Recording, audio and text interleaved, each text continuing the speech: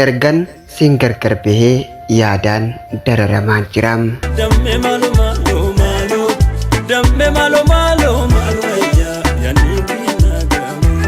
Ani maqaan kiyyaa Naatuqaa Raan jedhamam. Kan hin jiraadhu biyya Qatar yoo ta'u, xalayaa kana kan hin barreesseef jaalallee tiyyaa biyya Saawud Arabiyaa jirtu Faatuqaa Maadhaafim. Faatoo, yeroon xalayaa kana siif barreessuu harki koo hollataa, yaadni koo ammoo gara yaadannoo mi'aawaa keenya isa waliin dabarsinee isa dhugaasan yaadachaan barreessaa jiram.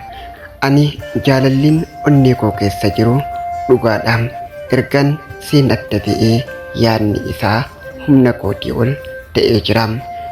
Jaalallee koo, ani yeroo hundumaa yoo ciisu, yoo deemu, yoo taa'u yaadni kee na dararaa jiram.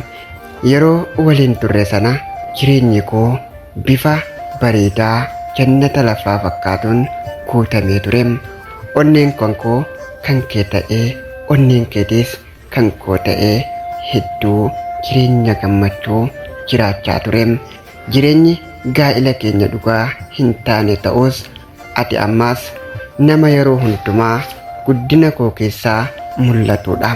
Sagaleen kee, kolfi kee, ijaan na ilaaluun kee sun akka fiilmii Hindii Shaarukaanii fi Kaajalitti yeroo hundumaa sammuu koo keessaa yaadannoon dhukkubbii yeroo hundaa natti kaasa.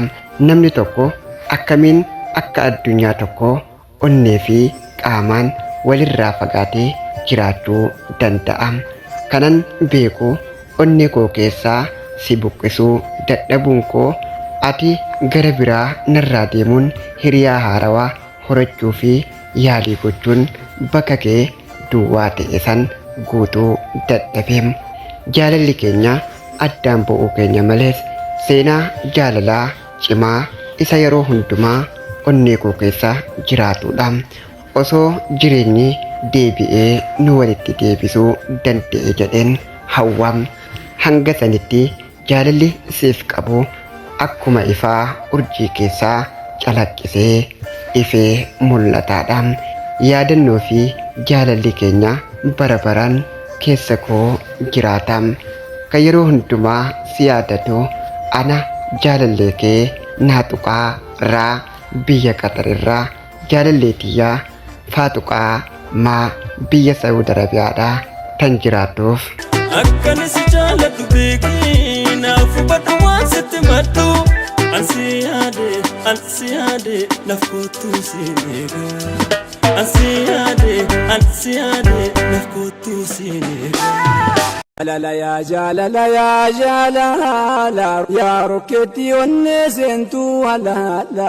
Sheekan jettu manguddoof dargaggeessa meessumaan miliqxee seenta keessa.